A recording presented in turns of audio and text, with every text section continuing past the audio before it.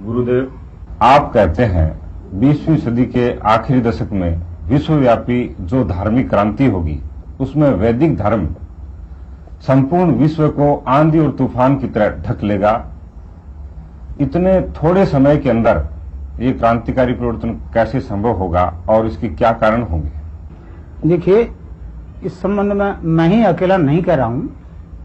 संसार के अनेकों भविष्य दृष्टा संतों और ज्योतिषियों की इस संबंध में स्पष्ट भविष्यवाणियां हैं। हिंदू दर्शन के अनुसार इस धार्मिक क्रांति का मूल कारण 10वें अवतार का अवतरण होगा। हिंदू दर्शन के अनुसार हर अवतार क्रम विकास के सिद्धांत के अनुसार सृष्टि में एक नई चेतना पैदा करता है। श्री अरविंद के अनुसार यदि क्रम विकास के साथ अवतारवाद का कोई संबंध न हो तो अवतारवाद का कोई अर्थ ही नहीं रह जाता। हिंदू दशावतारों की श्रृंखला अपने आप में मानव क्रम विकास का एक रूपक है। सर्वप्रथम मत्स्य अवतार हुआ, जिसके माध्यम से जल में जीवों का सृष्टि विकास हुआ। फिर पृथ्वी व जल के स्थल जलचर कच्छप का अवतरण हुआ। तीसरे अवतार वाराह के साथ पृथ्वी पर पशु पक्षियों की सृष्टि हुई। चौथा नरसिंह अवतार पशुओं व मनुष्यों के मध्य की स्थिति को स्पष्ट करता है। मनु का अवतार मानव के रूप में हुआ। फिर वामन, परशुराम, राम और कृष्ण अवतरित हुए, जो निरंतर प्राणमयी राजसिक से सात्विक मानसिक मानस और अधिमानस तक ले जाने के माध्यम बने। इस प्रकार 10वें अवतार के अवतरण के कारण मानवता में जो चेतना पैदा होगी, श्री अरविंद ने उसे नई चेतना की संज्ञा दी है और पश्चिम के भविष्य दृष्टाओं ने उसे एक नई सभ्यता के नाम से पुकारा है। इस 10वें अवतार के अवतरण के कारण संपूर्ण मानव जाति क्रम विकास के सिद्धांत के अनुसार धीरे धीरे अपने असली स्वरूप अर्थात दिव्य रूप में रूपांतरित हो जाएगी, जिसे श्री अरविंद ने पार्थिव अमरत्व की संज्ञा दी है।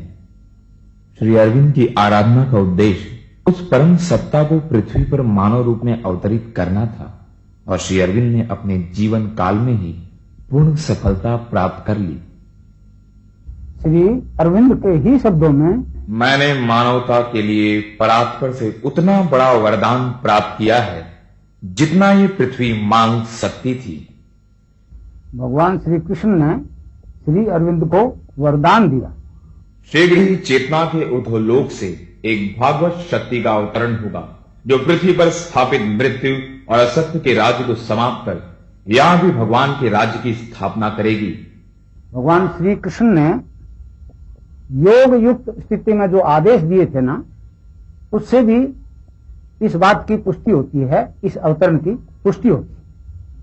भगवान श्री कृष्ण ने अलीपुर जेल में श्री अरविंद को कहा था, मैं तुम्हें जिस काम के लिए जेल में लाया हूं, अपने उस काम की ओर मुड़ो और जब तुम जेल से बाहर निकलो तो याद रखना, कभी डरना मत, कभी हिचकिचाना मत। याद रखो, यह सब मैं कर रहा हूं, तुम या और कोई नहीं। अतः चाहे जितने बादल घिरे, चाहे जितने खतरे और दुख कष्ट आवे, कठिनाइयां हों, चाहे जितनी असंभवताएं आए, कुछ भी असंभव नहीं है, कुछ भी कठिन नहीं है। मैं इस देश और इसके उत्थान में हूं। मैं वासुदेव हूं, मैं नारायण हूं। जो कुछ मेरी इच्छा होगी वही होगा, दूसरों की इच्छा से नहीं। मैं जिस चीज को लाना चाहता हूं उसे कोई मानव शक्ति नहीं रोक सकती। अलीपुर जेल में श्री अरविंद ने भगवान श्री कृष्ण से प्रार्थना की, मुझे अपना आदेश दो, मैं नहीं जानता कि कौन सा काम करूं और कैसे करूं, मुझे एक संदेश दो। इस पर योग युक्त अवस्था में श्री अरविंद को 2 संदेश मिले। पहला यह था, मैंने तुम्हें एक काम सौंपा है और वह है इस जाति के उत्थान में सहायता देना। शीघ्र ही वह समय आएगा जब तुम्हें जेल से बाहर जाना होगा, क्योंकि मैं नहीं चाहता कि तुम्हें सजा हो या तुम अपना समय औरों की तरह अपने देश के लिए कष्ट सहते हुए बिताओ। मैंने तुम्हें काम के लिए बुलाया है और यही वह आदेश है जो तुमने मांगा था। मैं तुम्हें आदेश देता हूं कि जाओ और काम करो। दूसरा संदेश आया, वह इस प्रकार था। इस 1 वर्ष के एकांतवास में तुम्हें कुछ दिखाया गया है। वह चीज दिखाई गई है जिसके बारे में तुम्हें संदेह था। वह है हिंदू धर्म का सत्य। इसी धर्म को मैं संसार के सामने ऊपर उठा रहा हूं। यही वह धर्म है जिसे मैंने ऋषि मुनियों और अवतारों के द्वारा विकसित किया और पूर्ण बनाया है। और अब यह धर्म अन्य जातियों में मेरा काम करने के लिए बढ़ रहा है। मैं अपनी वाणी का प्रसार करने के लिए इस जाति को उठा रहा हूं।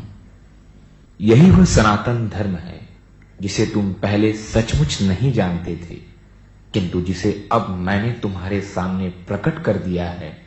तुम्हारे अंदर जो नास्तिकता थी, जो संदेह था, उनका उत्तर दे दिया गया है, क्योंकि मैंने अंदर और बाहर स्थूल और सूक्ष्म सभी प्रमाण दे दिए हैं और उनसे तुम्हें संतोष हो गया है। जब तुम बाहर निकलो तो सदा अपनी जाति को यही वाणी सुनाना कि वे सनातन धर्म के लिए उठ रहे हैं। वे अपने लिए नहीं बल्कि संसार के लिए उठ रहे हैं। मैं उन्हें संसार की सेवा के लिए स्वतंत्रता दे रहा हूं। अतएव जब यह कहा जाता है कि भारतवर्ष ऊपर उठेगा, तो इसका अर्थ होता है सनातन धर्म ऊपर उठेगा। जब कहा जाता है कि भारतवर्ष महान होगा, तो उसका अर्थ होता है सनातन धर्म महान होगा। जब कहा जाता है कि भारतवर्ष बढ़ेगा और फैलेगा, तो इसका अर्थ होता है सनातन धर्म बढ़ेगा और संसार पर छा जाएगा। धर्म के लिए और धर्म के द्वारा ही भारत का अस्तित्व है। धर्म की महिमा बढ़ाने का अर्थ है देश की महिमा बढ़ाना। मैंने तुम्हें दिखा दिया है कि मैं सब जगह हूं, सभी मनुष्य और सभी वस्तुओं में हूं। मैं इस आंदोलन में हूं और केवल उन्हीं के अंदर कार्य नहीं कर रहा जो देश के लिए मेहनत कर रहे हैं, बल्कि उनके अंदर भी जो उनका विरोध करते और मार्ग में रोड़े अटकाते हैं। मैं प्रत्येक व्यक्ति के अंदर काम कर रहा हूं और मनुष्य चाहे जो कुछ सोचे या करे, पर वो मेरे हेतु की सहायता करने के अतिरिक्त और कुछ नहीं कर सकते। वे भी मेरा ही काम कर रहे हैं। वे मेरे शत्रु नहीं बल्कि मेरे यंत्र हैं। तुम ये जाने बिना भी कि तुम किस ओर जा रहे हो, अपनी सारी क्रियाओं के द्वारा आगे बढ़ रहे हो। तुम करना चाहते हो कुछ और, पर कर बैठते हो कुछ और। तुम एक परिणाम को लक्ष्य बनाते हो और तुम्हारे प्रयास ऐसे हो जाते हैं जो उससे भिन्न या उल्टे परिणाम लाते हैं। शक्ति का आविर्भाव हुआ है और उसने लोगों में प्रवेश किया है। मैं एक जमाने से इस उत्थान की तैयारी करता आ रहा हूं और अब वह समय आ गया है। अब मैं ही इसे पूर्णता की ओर ले जाऊंगा। इस प्रकार श्री अरविंद को दिए वरदान के अनुसार वह परम सत्ता भारत की पुण्य भूमि पर मानव देव धारण करके अवतरित हो गई। इस अवतरण को ध्यान से देखने के बाद श्री अरविंद ने घोषणा कर दी। 24 नवंबर 1926 को श्री कृष्ण का पृथ्वी पर अवतरण हुआ था। श्री कृष्ण अति मानसिक प्रकाश नहीं है। श्री कृष्ण के अवतरण का अर्थ है अधि मानसिक देव का अवतरण, जो जगत को अति मानस और आनंद के लिए तैयार करता है। श्री कृष्ण आनंदमय है। वे अति मानस को अपने आनंद की ओर उद्बुद्ध करके विकास का समर्थन और संचालन करते हैं। श्री अरविंद के अनुसार मानव रूप में अवतरित हुआ परम सत्ता 20वीं सदी के अंत से पहले पहले संपूर्ण विश्व के सामने प्रकट हो जाएगी। इस 10वें और अंतिम अवतार के अवतरण के कारण संपूर्ण मानव जाति क्रम विकास के सिद्धांत के अनुसार अपने असली स्वरूप अर्थात दिव्य रूप में रूपांतरित हो जाएगी। मानवता में भविष्य में होने वाले इस क्रांतिकारी परिवर्तन को देखकर श्री अरविंद ने भविष्यवाणी की है। आगामी मानव जाति दिव्य शरीर धारण करेगी। इतने थोड़े से समय में ये धर्म संपूर्ण विश्व में किस प्रकार फैलेगा, उसको मैं एक उदाहरण से समझाता हूं। मैं अपने दीक्षांत भाषण में कहा करता हूं कि अगर आप आंख बंद करके आज्ञा चक्र पर मेरा ध्यान करोगे तो आपकी ये तीसरी आंख खुल जाएगी और आप संपूर्ण ब्रह्मांड को अपने अंदर देखोगे, संपूर्ण ब्रह्मांड को अपने अंदर देखोगे। और विभिन्न प्रकार की योगिक क्रियाएं जैसे आसन, बंद, मुद्राएं, प्राणायाम अपने आप होने लगेंगे। वो कुंडलिनी शक्ति उसका संचालन करेगी। मेरी इस फिल्म को देख करके और संसार के करोड़ों स्त्री पुरुष आज्ञा चक्र पर मेरा ध्यान करें और क्षण भर में करोड़ों का ये तीसरा नेत्र खुल जाए तो इसमें आश्चर्य की कोई बात नहीं। गुरुदेव, आपने विश्वव्यापी धार्मिक क्रांति का कारण वैदिक दर्शन में वर्णित 10वें अवतार के अवतरण को बताया। ईसाई जगत में धार्मिक क्रांति के कारण क्या होंगे? देखिए, ईसाइयों का पवित्र धार्मिक ग्रंथ बाइबल एक भविष्यवाणियों का ग्रंथ है और उसमें सृष्टि उत्पत्ति से लेकर के और मनुष्य के दिव्य रूप में रूपांतरित होने तक की बात भविष्यवाणियां। और आज तक जितनी भी भविष्यवाणियां आज तक बाइबल की थी वो पूर्ण सत्य प्रमाणित हो रही।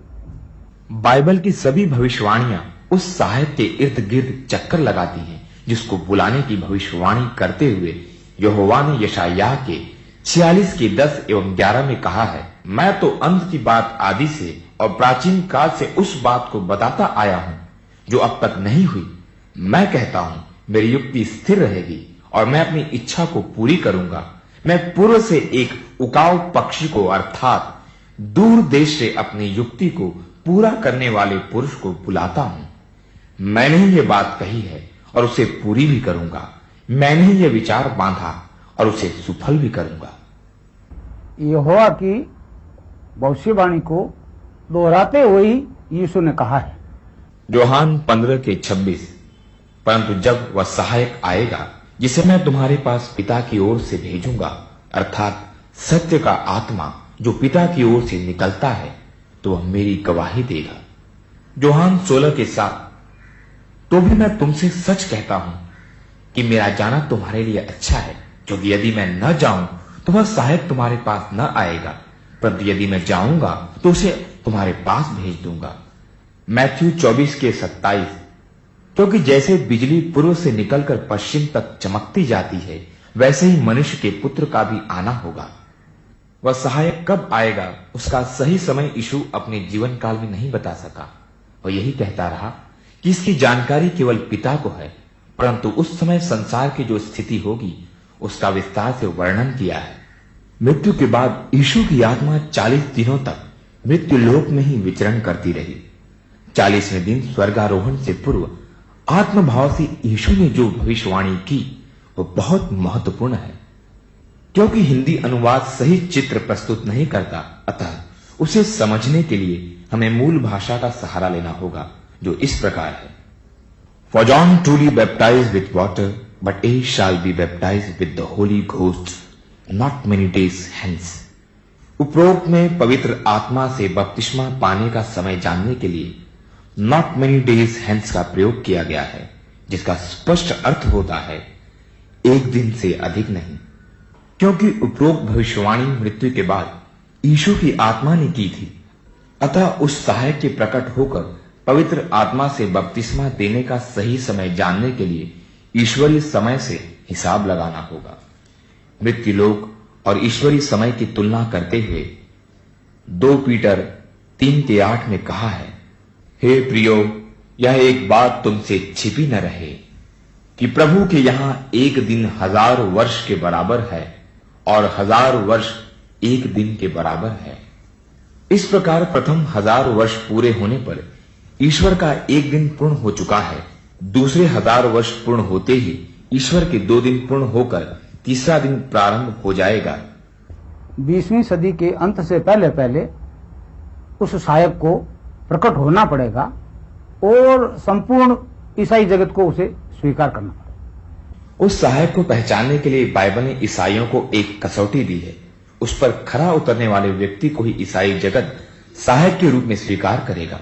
वो कसौटी है भूत भविष्य को दिखाना और सुनाना। इसी बात को यीशु ने जाहन 16 के 13 और 14 में स्पष्ट शब्दों में कहा है। परंतु जब वह अर्थात सत्य का आत्मा आएगा तो तुम्हें सब सत्य का मार्ग बताएगा, क्योंकि वह अपनी ओर से न कहेगा, परंतु जो कुछ सुनेगा वही कहेगा, और वह तुम्हें आने वाली बातें दिखाएगा। वह मेरी महिमा करेगा, क्योंकि वह मेरी बातों में से लेकर तुम्हें दिखाएगा। अंत में यहोवा ने भी इसी कसौटी को आधार मानकर अपना मुकदमा लड़ने का आदेश दिया है। यशायाह 41 के 21 से 23 में यहोवा ने कहा है, यहोवा कहता है अपना मुकदमा लड़ो। याकूब का राजा कहता है अपने प्रमाण दो, वे उन्हें देकर हमें दिखाएं कि भविष्य में क्या होगा। पूर्व काल की घटनाएं दिखाओ कि आदि में क्या क्या हुआ, जिससे हम उन्हें सोचकर जान सकें कि भविष्य में उनका क्या फल होगा। वहां होने वाली घटनाएं हमें सुना दो, भविष्य में जो कुछ घटेगा वो दिखाओ, तब हम मानेंगे कि तुम ईश्वर हो। भला या बुरा कुछ तो करो कि हम देखकर चकित हो जावें। आपके कथनानुसार वेदांतियों के 10वें अवतार और ईसाइयों के सत्य के आत्मा के अवतरण का समय 20वीं सदी का आखिरी दशक ही पड़ता है। क्या दोनों दर्शन एक ही व्यक्ति की तरफ इशारा करते हैं? देखिए, इस बात का फैसला तो वेदांतियों और ईसाइयों को ही करना पड़ेगा और वही मान्य होगा। परंतु यशायाह 43 के 8 और 9 में जो कुछ वर्णन है उससे तो एक ही झलक मिलती है कि वह व्यक्ति एक ही होगा।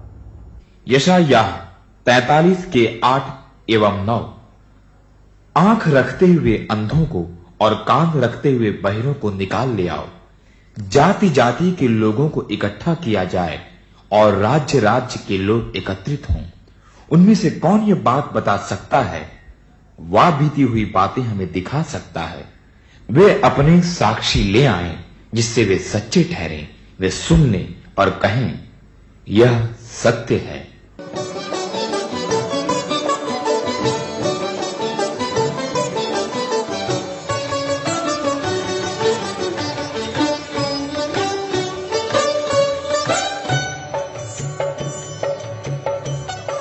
सर्वप्रथम आरामदायक स्थिति में किसी भी दिशा की ओर बैठें। 2 मिनट तक गुरुदेव श्री रामलाल जी सियाग के चित्र को खुली आंखों से देखें। उसके बाद आंख बंद करके आज्ञा चक्र बाहों के बीच जहां बिंदी या तिलक लगाते हैं पर गुरुदेव के चित्र का स्मरण करें एवं मन ही मन 15 मिनट, 30 मिनट या जितनी देर के लिए आप ध्यान करना चाहते हैं गुरुदेव से ध्यान स्थिर करने हेतु प्रार्थना करें। फिर गुरुदेव के चित्र का आज्ञा चक्र पर ध्यान केंद्रित करते हुए गुरुदेव द्वारा बताए गए दिव्य शब्द का मानसिक जप बिना होठ या जीभ हिलाए करें। दीक्षा न होने की स्थिति में गुरुदेव गुरुदेव या अपने इष्ट देव कृष्ण, राम, जीसस, अल्लाह इत्यादि के नाम का जाप करें। यदि आप किसी बीमारी, नशे या अन्य तकलीफ से पीड़ित हैं तो गुरुदेव को अंतर मन से करुण पुकार करें तो वे दिव्य शक्ति आपको रोग मुक्त हेतु कार्यशील हो जाएगी। ध्यान के दौरान किसी भी प्रकार की यौगिक क्रिया जैसे आसन, बंध, मुद्रा, प्राणायाम अपने आप होंगे। उन्हें रोकने का प्रयास नहीं करें तथा सहज में होने दें। यह शरीर की शुद्धि एवं रोगों से मुक्ति हेतु होते हैं। ध्यान के दौरान आपको शरीर में कंपन, नाद स्वर, दिव्य गंध, दिव्य स्वाद, दिव्य प्रकाश तथा अनिश्चित भूत भविष्य की घटनाएं दिखाई दे सकती हैं। यह गुरुदेव की करुण कृपा व आध्यात्मिक प्रगति का सूचक है। समय समाप्त होने पर आप ध्यान अवस्था से सामान्य स्थिति में आ जाएंगे। यह ज्यादा उपयुक्त होगा यदि आप सुबह दिन उगने से पहले और साय दिन अस्त होने के बाद खाली पेट नियमित ध्यान करें। अब ध्यान शुरू करें और आप पाएंगे कि एक अनोखी एवं दिव्य आध्यात्मिक शक्ति आप में प्रवेश कर रही है। ध्यान के दौरान जो अनुभूति व अनुभव आपको हुए हैं